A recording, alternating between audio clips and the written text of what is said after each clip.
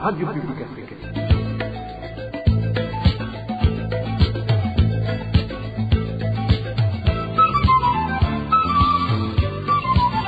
Radio Publique Africaine.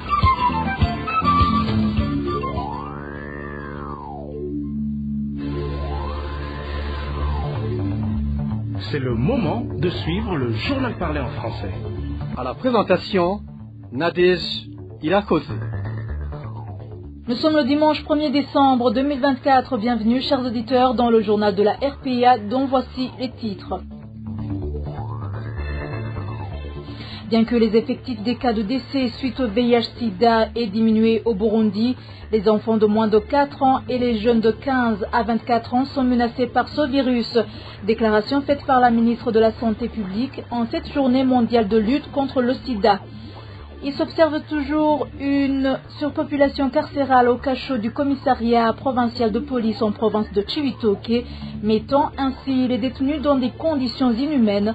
Ainsi, les détenus demandent au ministère de la Justice de se rappeler d'eux dans le programme de désengorgement des prisons en cours au Burundi. Dans ce journal, nous vous parlerons aussi des activités d'extraction du sable et de moellons dans les rivières de la zone Kanyosha en mairie de Bujumbura, qui sont une grande menace pour les berges et les constructions environnantes. Dans un instant, le développement de ce journal.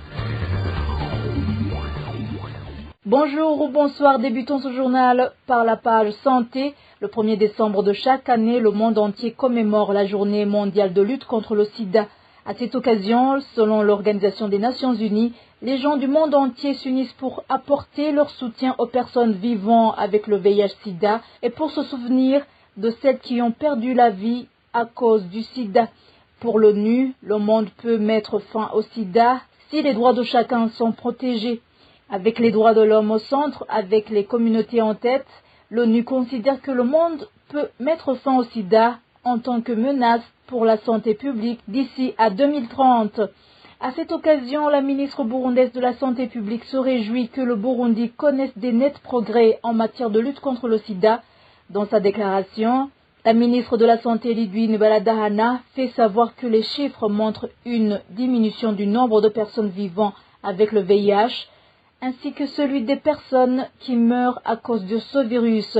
Je vous propose plutôt d'écouter la ministre Lidwine Baladahana. Le Burundi se joint aux autres nations pour célébrer la journée mondiale de lutte contre le sida. Cette journée est une occasion d'évaluer les réalisations dans le domaine de la lutte contre le sida dans le but d'atteindre l'objectif d'élimination du VIH-Sida qui reste un problème de santé publique au niveau mondial et s'associer aux personnes vivant avec le VIH-Sida. Pour cette année 2024, cette journée de lutte contre le sida sera célébrée sous le thème « Suivant le chemin des droits ». Ce thème nous rappelle que chaque citoyen a le droit de vivre aisément dans sa dignité. Il a été démontré que la conjugaison de nos efforts a permis d'atteindre des avancées significatives dans la lutte contre le sida parce que les chiffres des personnes vivant avec le VIH-Sida au Burundi ont passé de 6% en 2002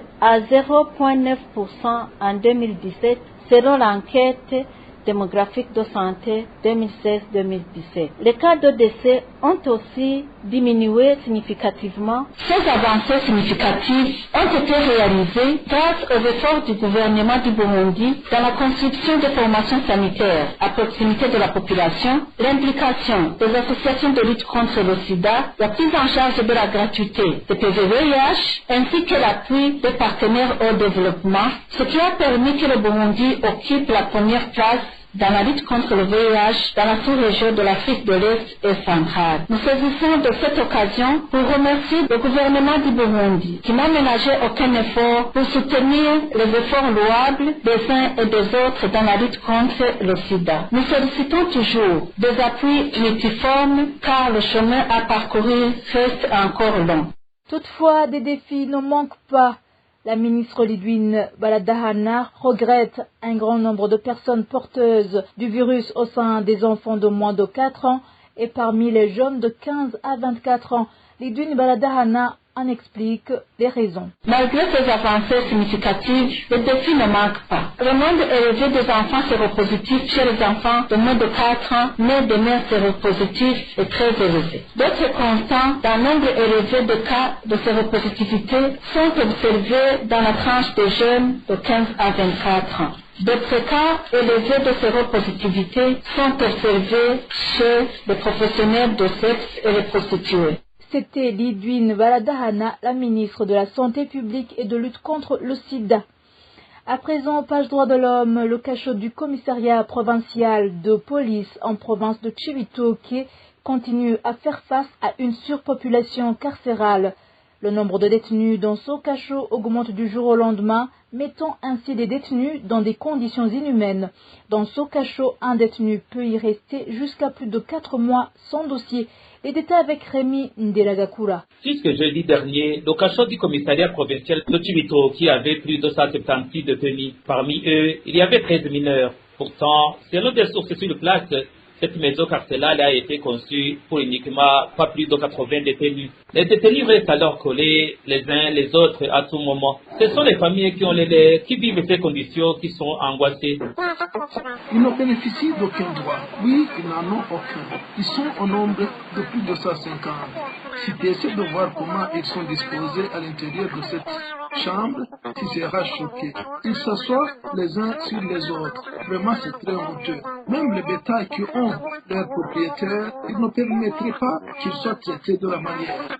Il est difficile d'observer pendant longtemps une diminution du nombre de détenus dans ce cachot. Même une fois un transfert effectué, le nombre de détenus augmente dans un laps de temps, comme témoigne notre source qui visite régulièrement un de ses membres incarnés sur place. Le nombre de ces détenus ne diminue jamais, même si on transfère un certain nombre, le chiffre seconde en un laps de temps. Par exemple, on peut transférer une cinquantaine, mais en moins d'une semaine, on en amène 80 ordres. De toutes les façons, vous voyez vous-même que les détenus ici vivent dans des conditions très déplorables. Si l'on veut améliorer la situation, il faudrait agrandir le cachot ou alors traiter vite les dossiers.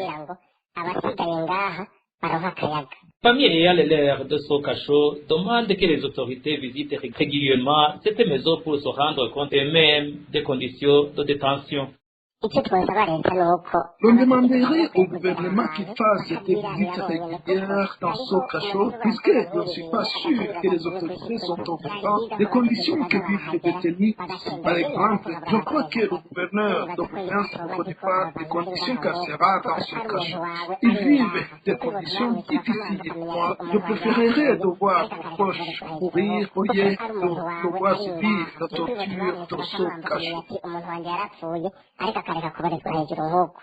La rédaction de la RPA a réussi à joindre Jean-Paul Savimana, procureur en province de Cibitoke. Il ne reconnaît pas de surpopulation dans cet cachot. Il dit de nombreux détenus ont été transférés à Bujumbura et sur place, il y en reste à moins de 58. J'ai été voir moi-même hier. Cependant, des sources sur place à Cibitoke indiquent que le dernier transfert a été opéré le 1er novembre dans cette année. Sur plus de 120 détenus, 55 seulement avaient été concernés. Merci Rémi Ndelagakura.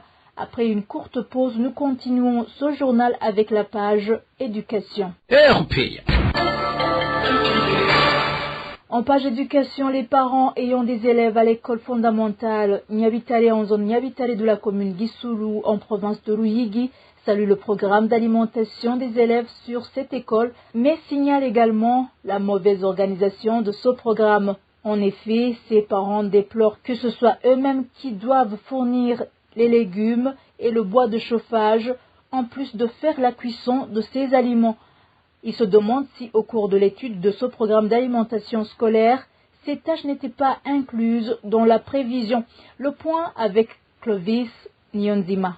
Le programme de cantine scolaire en cours a été initié par la CRS à l'école Nyabitare 1-1-2. Toutefois, certains parents indiquent que ça revient à eux d'amener certaines choses. Notre source témoigne.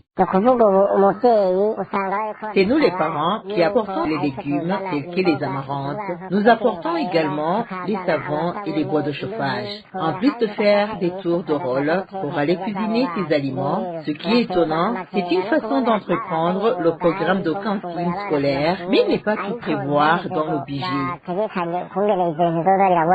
De plus, ses parents révèlent que contribuer est devenu une obligation, car si tu t'absentes pour préparer de la nourriture, dans ce cas, tu dois payer une amende.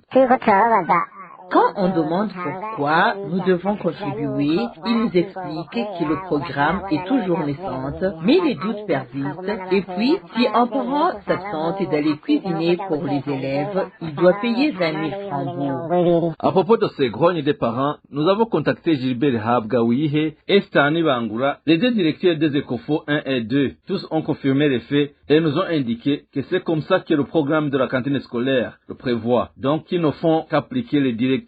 Merci Clovis. Nyonzima, parlons agriculture. La question de manque de fertilisants continue d'être un casse-tête pour les agriculteurs à travers le pays, à cet instar de la commune Matongo en province de Kayanza, où les agriculteurs attendent ces produits depuis le mois de mai. Pourtant, ils ont déjà payé tous les frais d'achat de ces fertilisants. Ainsi, les conséquences de ce retard s'observent dans les champs où les cultures commencent à jaunir.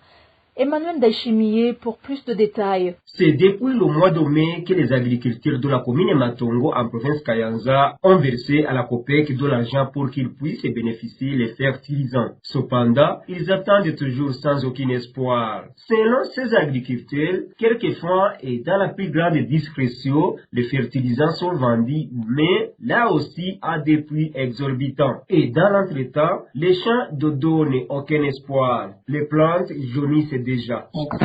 Nous avons payé l'argent destiné aux fertilisants depuis le mois de mai dernier. Et voilà que l'on approche de Noël. Certains d'entre nous avons cultivé des maïs, d'autres des haricots et même les pommes de terre. La période culturelle a été dépassée. Les cultures sont endommagées. Le prix d'engrais qui peut être disponible se vend à 3 500 francs le kilo. Les commerçants les vendent clandestinement.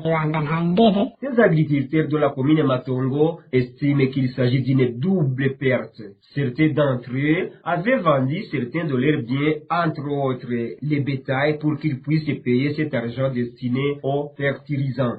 Pour trouver l'argent destiné aux engrais, nous avons vendu des bétails, des récoltes, d'autres ont demandé des crédits partout, alors que nous sommes dans une extrême pauvreté. Mais voilà alors que nous manquons des engrais. À propos de ces lamentations de la commune Matongo, nous n'avons pas pu joindre Alice Nsabiyumva, administrateur de la commune Matongo, pour qu'elle puisse donner des éclaircissements. Merci Emmanuel Daishimiye. Clôturons ce journal avec la page environnement. Les activités d'extraction du sable et de moellons dans les rivières de la zone Kanyosha en mairie de Bujumbura continuent à être une réalité. Ces activités sont pourtant une grande menace pour les berges et les constructions environnantes.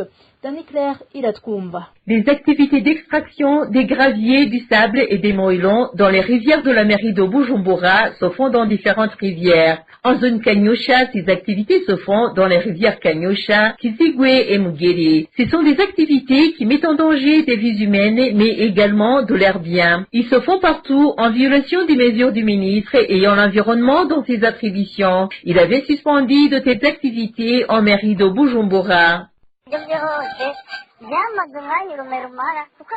Tout ça n'a duré que le temps de la rosée parce que jusqu'à présent, on continue à pratiquer le curage et l'extraction des moellons dans différentes rivières. Et le grand danger, c'est en cette période de pluie. La pluie tombe abondamment et l'eau de ces rivières vient avec une force impressionnante. Ces eaux trouvent les berges de rivières déjà fragiles et les font tomber. Les gens qui sont en amont éprouvent également de sérieux problèmes, surtout pour ceux qui sont aux environs des rivières Kanyosha, Mugere et une rivière qui n'est pas beaucoup connue mais qui cause beaucoup de dégâts aujourd'hui. C'est la rivière Kizigwe. Cette dernière cause donc beaucoup de dégâts. La population a surtout peur de conséquences de ces activités qui, selon eux, se font aussi et au vu de la police de l'environnement. Cette population indique que les éléments de la police de l'environnement ferment les yeux face à cette pratique seulement parce qu'ils reçoivent des points de vin. C'est pour cette raison que nous demandons au gouvernement de prendre des mesures qui s'imposent pour empêcher cette pratique. Cela d'autant plus que même la police de l'environnement ne fait rien. les éléments de cette police ne se rendent sur terrain que pour collecter de l'argent de la part des acteurs de cette description. À ce sujet, la rédaction de la RPA n'a pas encore pu joindre Devot Ndaïsenga, administrateur de la commune Emoha. Pour rappel, la mesure suspendant les activités de curage et de l'extraction des moellons dans les rivières de la mairie de Bujumbura avait été prise en date du 4 août 2023. Merci Dani-Claire Ilatroumba. Et voilà, chers auditeurs, c'est ici que nous mettons un point final au journal de ce dimanche 1er décembre 2024. Merci pour votre attention. Merci également à toute l'équipe rédactionnelle ainsi qu'à l'équipe technique. Bon début du mois de décembre à tous.